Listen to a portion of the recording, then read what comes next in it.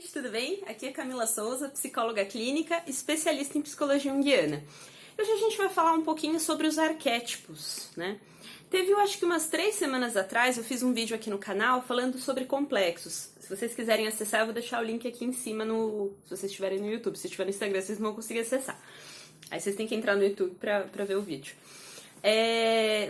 Nesse vídeo eu falei um pouquinho sobre o que são os complexos. Acho que eu devo ter comentado alguma coisa sobre os arquétipos, mas eu não especifiquei muito bem. E na verdade, arquétipo e complexo são coisas que se correlacionam, né? Na psicologia junguiana, a gente faz uma divisão entre aquilo que é o inconsciente pessoal e aquilo que é o inconsciente coletivo. O inconsciente pessoal, ele é povoado por complexos, ele é formado por complexos, é a dinâmica dos complexos que vai fazer essa dinâmica do nosso inconsciente pessoal. Então, todas as experiências que a gente foi vivendo durante a vida, elas vão meio que constituindo esses nossos complexos, né? Só que mais abaixo disso, a gente vai ter o nosso inconsciente coletivo, que é aquilo que é igual a toda espécie, né? É um substrato que é comum a toda espécie. E quando a gente fala do inconsciente coletivo, a gente está falando de um nível mais arcaico da nossa psique, né? De um nível mais primitivo no bom sentido, né? Não necessariamente no sentido primitivo que a gente entenderia como uma coisa mais subdesenvolvida, né? Mas a gente está falando de algo que é muito profundo na nossa psique, né?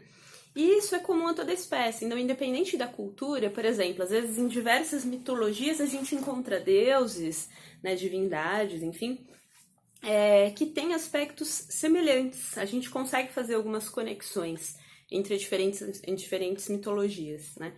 Porque na verdade o substrato disso, que é o aspecto arquetípico, ele é comum, né? Então os arquétipos, eles são aspectos da nossa psique como se fosse uma predisposição para alguns tipos de atitude, para alguns tipos de vivência, né? Então a gente tem o arquétipo da grande mãe, o arquétipo do sábio, o arquétipo paterno, né, que eu acho que é bem o que a gente está em alta aí no nosso momento político, enfim, não vou entrar muito nisso, o arquétipo da criança divina. A gente tem vários aspectos da nossa psique que são comuns a toda a humanidade. E conforme a gente vivencia alguma situação que ativa esse complexo, a gente vai ter as nossas experiências pessoais, individuais, em relação a esse núcleo, né? Então, na verdade, a gente está falando dos arquétipos, que são esse substrato mais profundo da nossa psique, mas todo arquétipo, ele é a raiz dos complexos, de cada um dos complexos. Então, cada complexo que a gente tem, ele tem necessariamente uma raiz arquetípica. Não sei se confunde vocês. Se vocês for ficando confuso, depois vocês comentam aqui embaixo e perguntam, tá? Mas é assim, vamos supor não, todo mundo tem um complexo materno. Seja positivo, negativo, enfim, saudável ou não. Todos nós temos um complexo materno, que é um núcleo, né, assim, um núcleo afetivo, de experiências afetivas, de lembranças, de recordações, em relação à nossa experiência com a nossa mãe individual. Que pode ter sido a mãe mesmo, ou pode ter sido alguma outra pessoa que exerceu esse papel, né? Só que na raiz do nosso complexo materno, a gente tem o arquétipo da grande mãe, né? Que é essa predisposição humana para a vivência desse aspecto com o materno, né? Desse cuidado materno, né? Então, e assim são com todos os complexos, eles sempre têm uma raiz arquetípica. Quando a gente fala arquetípico, isso também está no nosso corpo, né? É como se fosse uma espécie de instinto que a gente tem em relação a determinados assuntos, em relação a determinadas coisas, né? E o arquétipo, ele sempre tem uma relação muito forte com coisas que são básicas para a nossa vivência. A gente não tem arquétipo de qualquer coisa. Os arquétipos, eles sempre estão correlacionados com necessidades humanas básicas, né? E onde a gente vê esses arquétipos se expressando? A gente vê isso como, acho que não sei se eu já falei aqui, mas a gente vê isso nas mitologias, né? Os mitos, eles trazem a expressão dos arquétipos, desculpa, né? Então, as mitologias, elas retratam isso que é comum a toda a humanidade, né?